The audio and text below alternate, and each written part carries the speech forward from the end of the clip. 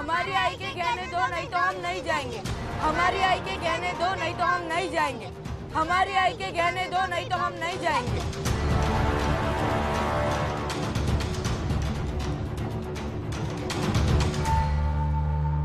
ये गहने तो मैं किसी भी कीमत पर नहीं दूंगा, चाहे जो भी हो जाए। हमारी आई के गहने दो, नहीं तो हम नहीं आया बड़ा गहने लेने वाला। हमारी आई के गहने दो, नहीं तो हम नहीं जाएंगे।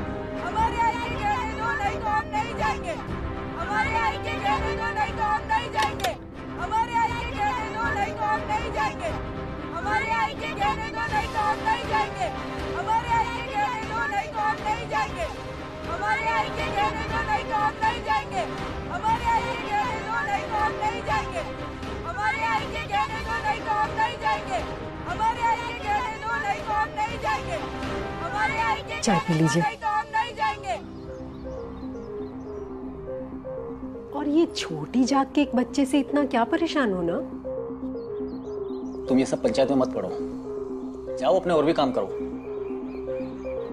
जाओ भी। हमारी आई के गहने दो, नहीं तो हम नहीं जाएंगे। हमारी आई के गहने दो, नहीं तो हम नहीं जाएंगे। हमारी आई के गहने दो, नहीं तो हम नहीं जाएंगे। हमारी आई के गहने दो, नहीं तो हम नहीं जाएंगे। हमारी आई के गहने दो, नहीं तो हम नहीं जाएंगे। हमारी आई के गहने दो, नहीं तो हम नहीं जाएंगे। हमारी आई के गहने दो, नहीं तो हम नहीं जाएंगे। हमारी आई के गहने दो, नहीं तो हम नहीं जाएंगे। हमारी आई के गहने दो, नहीं तो हम नहीं जाएंगे। हमारी आई के गहने दो, नहीं तो हम नहीं जाएंगे। दीदी चलिए उठिए, दवाई ले लीजिए। मेरी वजह से सबको इतनी तकलीफ हो रही है।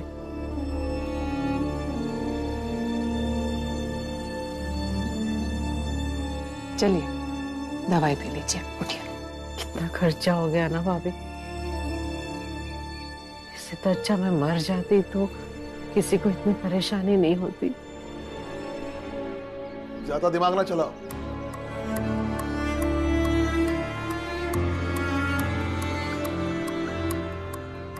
जो अपने होते हैं वही परेशान होते हैं।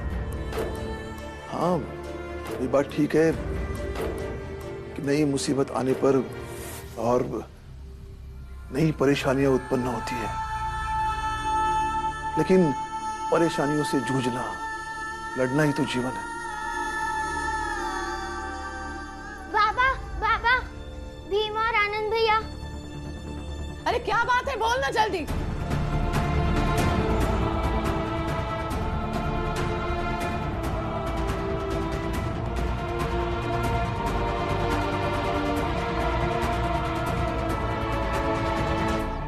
कौन कौन है वहां पे? वह भीम और आनंद भैया है। जाइए, जाकर रोकिए उसे। देखिए मुझे नहीं चाहिए गहने, बात खत्म। अब समझ।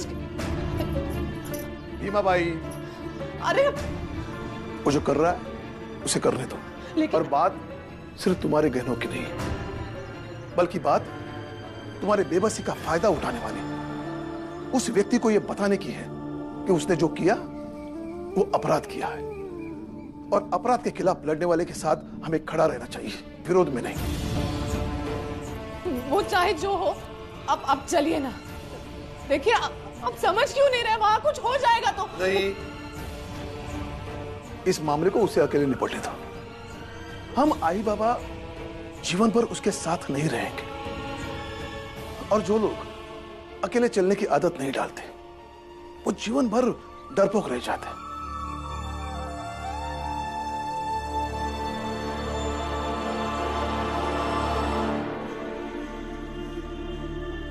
मैं काम पे जा रहा हूं, और तुम भी उसे रोकने या कमजोर करने मत जाना।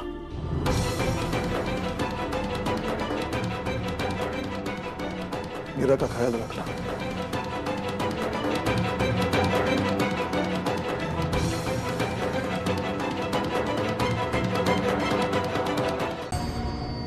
कहने दो, नहीं तो हम नहीं जाएंगे।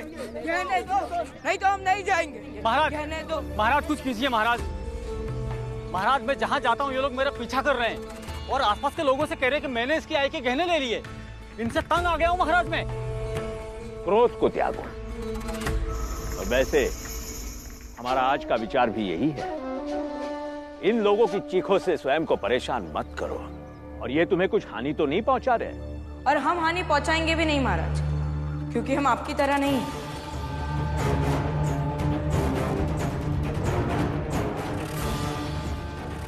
कोई भी किसी की तरह कभी हो भी नहीं सकता। तुम सब एक कोने में जाकर नारे लगाते रहो और हम यहाँ प्रवचन देते रहे। प्रवचन का ढोंग है, नाटक है। मेरा भाई आकर 2 सवाल पूछ लेगा ना तो आप भाग जाएंगे यहाँ से।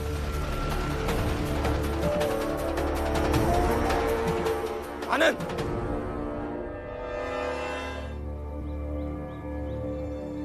तमीज से बात करो। महाराज से ऐसे बात करते हैं? तुम भी समझ लो और अपने भाई भीम को भी समझा देना कि महाराज सत्य हैं और हम सब मिथ्या। आप ऐसी बातें क्यों कर रहे हैं पुरंजन काका? क्योंकि मैंने एक पैर गवा कर सीखा है। महाराज, मैं आपके चरणों की धूल को अपने माथे से लगाकर जाने अनजाने में जो भी मुझसे गलती हुई हो, सारी गलतियों का प्रायश्चित करना चाहता हूँ और आपके शरण में आना चाहता हूँ महाराज।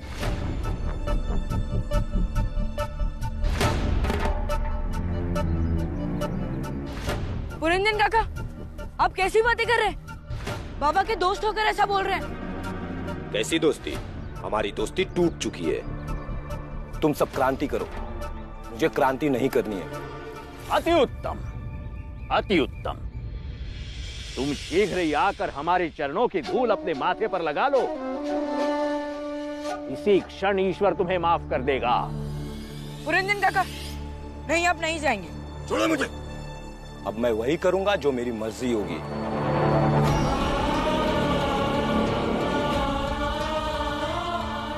आज मैं अपनी मर्जी का करूंगा।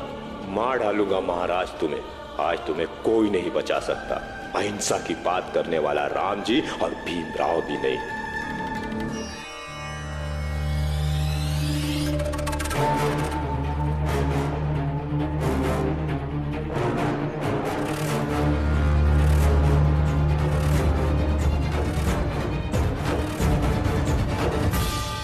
रुको।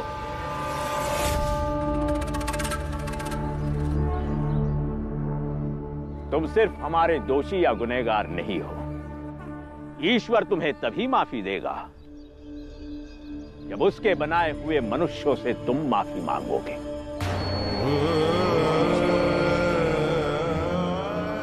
इसीलिए ईश्वर के प्रतिनिधि से अर्थात हमसे माफी मांगने से पहले यहां पर उपस्थित हर व्यक्ति से तुम्हें माफी मांगनी पड़ेगी।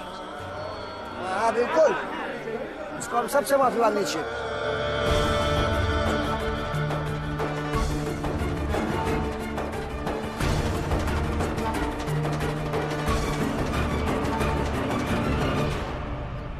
लंगड़े,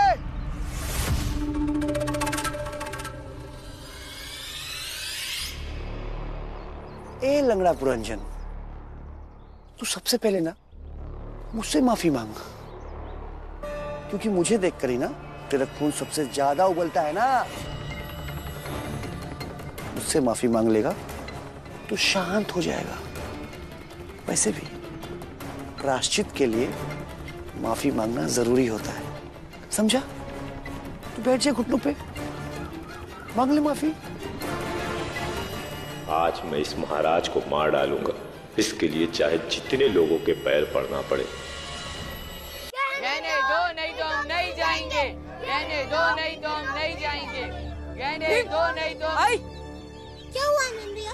भीम, वो पुरंजन काका महाराज के पैर पकड़ के माफी मांगने की बातें कर रहे हैं। अरे, वो तो मारपीट की बात कर रहे थे और फिर ऐसे माफी क्यों मांग रहे हैं? वो लोग हम लोगों के एक आदमी को मारेंगे ना, हम लोग उनके 10 आदमी को मारेंगे। ये काम हम लोग तब तक करते रहेंगे जब तक हमारे जात का हर एक आदमी ऐसा ना करने लगे।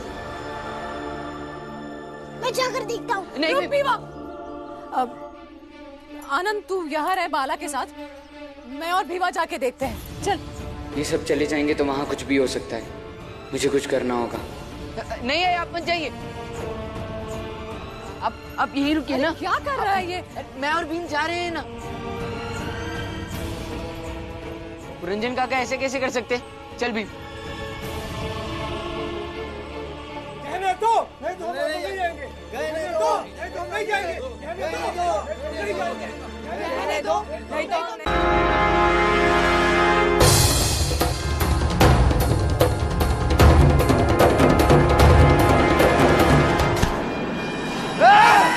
रंजन!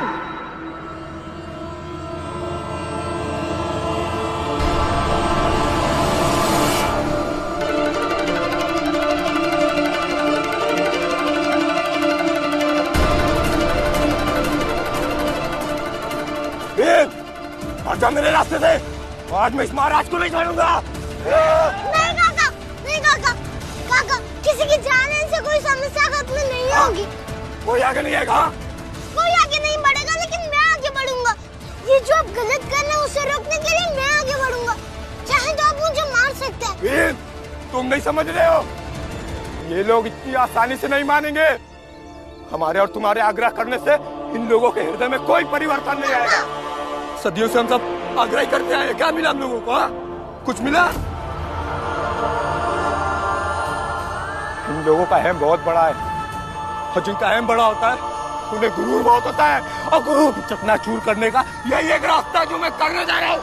नहीं काका, नहीं काका, हिंसा की एक घटना अहिंसा के साथ किए गए कई सालों के संघर्ष को खत्म कर देती है। भले ही हम समाज के नजर में उनके बराबर ना हो, लेकिन हम उनसे अलग हैं। हम किसी का दमन करके नहीं जीते हैं।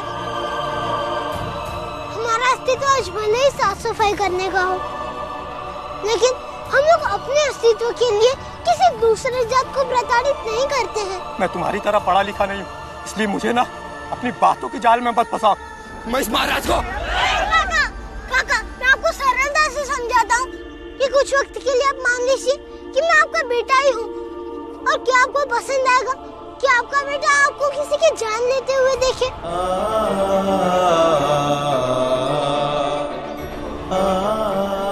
या अहिंसा के साथ अपने पिता को संघर्ष करते देखे?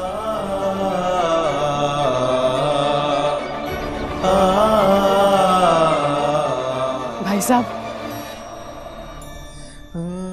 बीवा ठीक कह रहा है। मत कीजिए ये सब।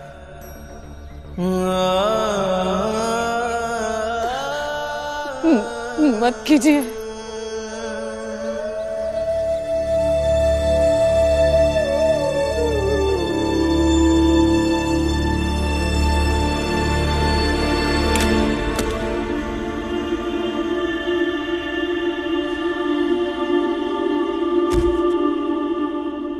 पुरंजन! नहीं! तेरी इतनी हिम्मत, महाराज को मारेगा तुम्हें जा। हट जा तुम लोग! नहीं, देखिए माफ कर दीजिए इन्हें। गलती हो गई इनसे, मैं माफी मांगती हूँ। और कुछ हुआ तो नहीं है ना? कुछ किया नहीं है इन्होंने। कुछ होने का इंतजार करे क्या? क्यों पिद्दी? बहुत न्याय की बातें करता है। अब एक अपराधी को बचाने के लिए तुम सब आ गए। अब कुछ नहीं बोलेगा तू? हाँ भीमराव, आज तय होगा कि तू न्याय का कितना बड़ा हितैषी है। तू इसे छोड़ दे, इसे हमारे हवाले कर दे, हम इसे सजा देंगे।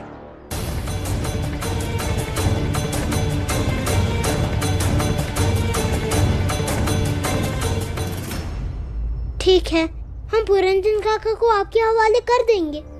आपको जो सजा देनी है आप दे दीजिए, लेकिन उसके साथ आपको भी उसे सजा देनी होगी जिसने आई के गहने ले लिए, बस एक खाट के बदले।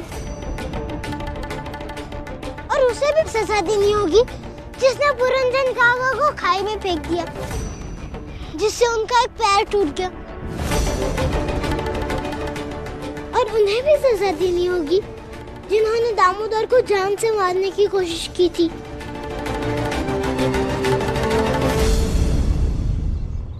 सबको एक साथ यही सजा दीजिए, फिर हम नहीं बचाएंगे किसी को।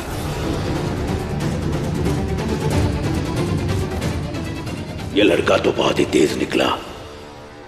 अब अगर उलझेंगे तो हम खुद फंस जाएंगे, और अंत में यह हमें सबके सामने गुनहगार साबित करेगा। प्रायोगिक घटना घटी है। और तुम सब समझ नहीं पाए ईश्वर की लीला। अभी हम सब क्रोध पर नियंत्रण रखने की बात कर रहे थे। हम मानते हैं कि तुम्हारा क्रोध जायज है, क्योंकि इन लोगों ने तुम्हारे महाराज पर आघात किया है।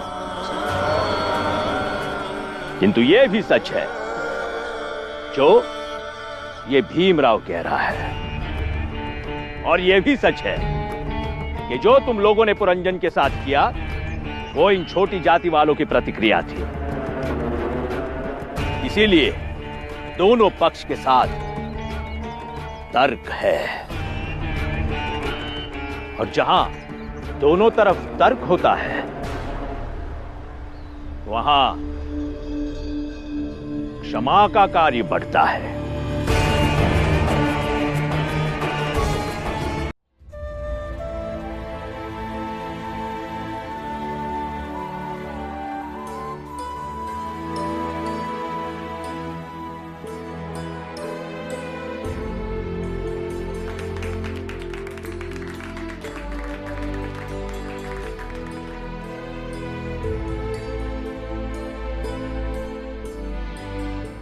बहुत बहुत धन्यवाद।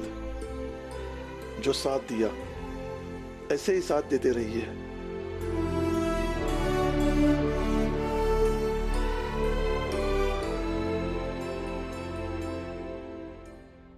चलो भीमा भाई, घर चलते हैं।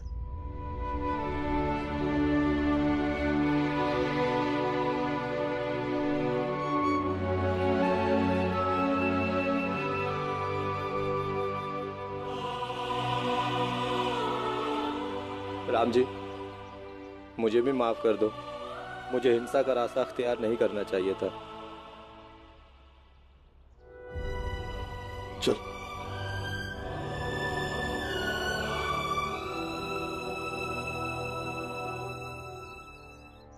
अरे मुझे क्या पता था कि मैं भी फंस जाऊंगा। महाराज, मुझे लगता है ईश्वर ने उस भीमराव को छोटी जात में पैदा करके गलती कर दी।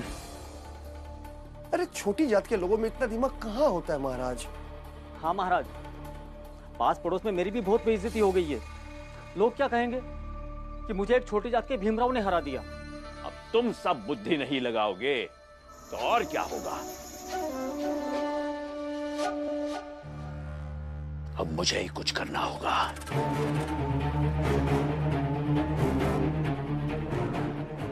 जाओ, उस भीमराव और राम जी से कहो महाराज ने बुलाया है। जो आज्ञा महाराज।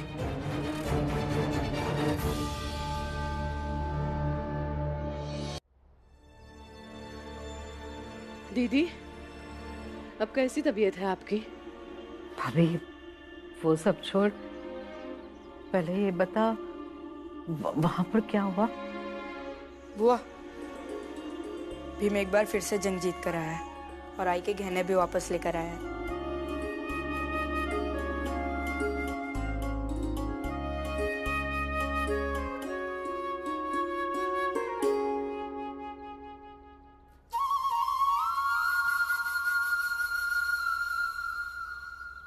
मेरा भीम है ही ऐसा, जिस चीज के लिए भी जीत कर ले उसे पूरा करके ही छोड़ता है। बहुत बहुत बधाई हो भीम। नहीं बुआ, ये मेरे अकेले की लड़ाई नहीं थी, ये हम सबने मिलकर लड़ी।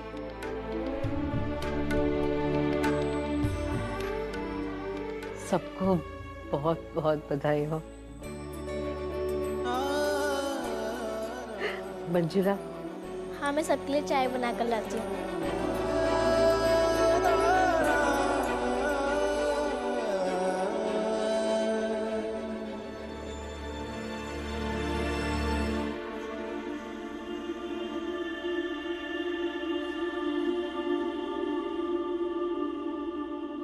देखो बेटा, ना ही मैं तुम्हें ताने दे रहा हूं और ना ही तुम्हारी भीम से तुलना कर रहा हूं, बस समझा रहा हूं कि भीम ने उसी गहने को संघर्ष और शांति से पा लिया और तुम उसके लिए लड़ाई झगड़ा हिंसा का मार्ग अपनाना चाहते थे। हाँ बाला, अंत में मुझे भी समझ में आ गया कि हिंसा से केवल अपना नुकसान ही होता है। और बेटा, किसी भी आई बाबा को ये बात कभी अच्छी नहीं लगेगी कि उनका बेटा हिंसा की बात भी करे। हाँ बाला भैया, हिंसा से एक उद्देश्य कभी कभी पूरा हो भी जाता होगा, लेकिन समस्या खत्म नहीं होती है। रामजी, भीमराव, अरे सतारा छोड़ के भाग गए क्या?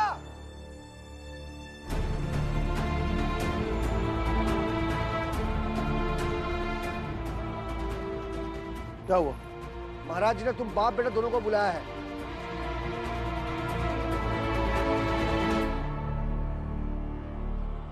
क्यों? अरे मुझे क्या पता, होगा कोई काम।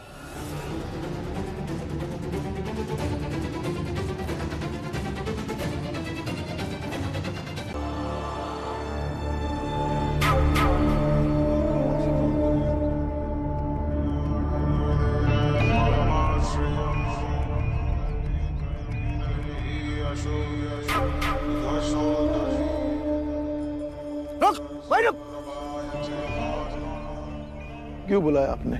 देखो, तुम लोगों को हमारे बीच उठने बैठने की मनाही है, तमाम पाबंदियां हैं। फिर अभी से हम सारी पाबंदियां हटा देंगे, लेकिन सिर्फ तुम्हारे परिवार के लिए। अब से तुम हमारे कुएं से पानी ले जा सकोगे और हम में से कोई भी तुम्हारे परिवार वालों को नहीं रोकेगा। लेकिन महाराज जी, अचानक इस हृदय परिवर्तन की वजह?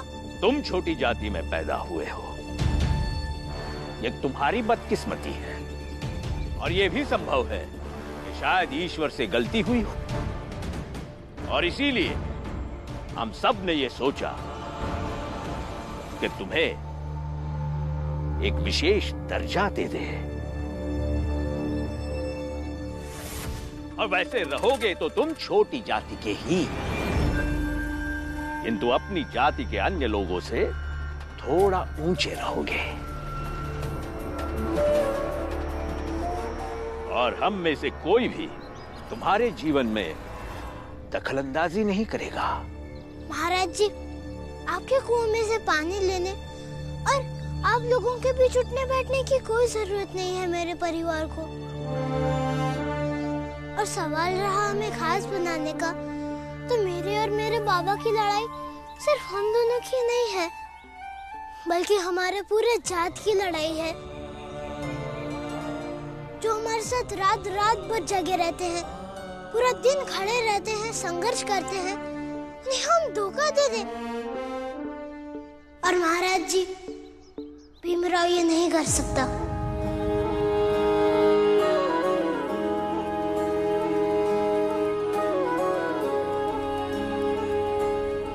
हमें खास नहीं बनना है, सबके बराबर बनना है।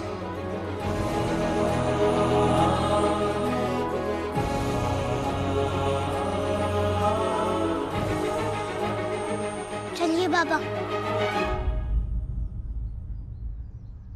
राम जी, समझाओ भीमराव को।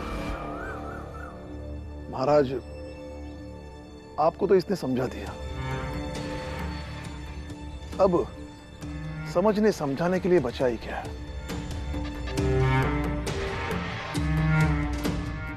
आज्ञा चाहता हूं। कामी क्रोधी लालची।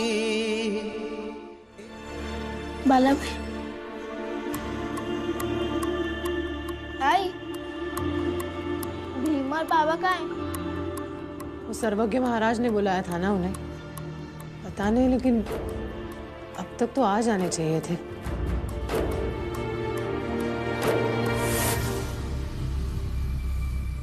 किस लिए बुलाया था महाराज ने? ये बताने के लिए कि हम सब खास बन जाएं और हमारी जाति के बाकी के लोगों को हम उनके सांप की तरह नीचा दिखने लगे। हाँ? और आगे से वो हमें अपने कुएं से पानी लेने से नहीं रोकेंगे और अपने बीच उठने बैठने देंगे।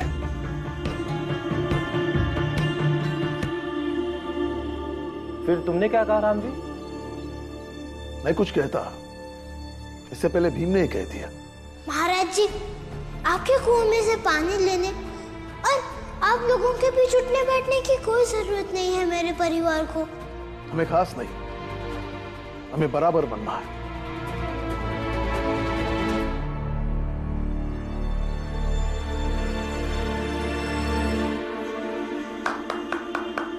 बिल्कुल सही किया भीम। वो महाराज ना अपने आप को कुछ ज्यादा ही पढ़े लिखे समझते हैं। नहीं यार, पढ़ना लिखना व्यक्ति को सरल बनाता है, लेकिन जो शिक्षा व्यक्ति को कपटी, स्वार्थी और साजिश करता बनाती है, वो शिक्षा बेकार है।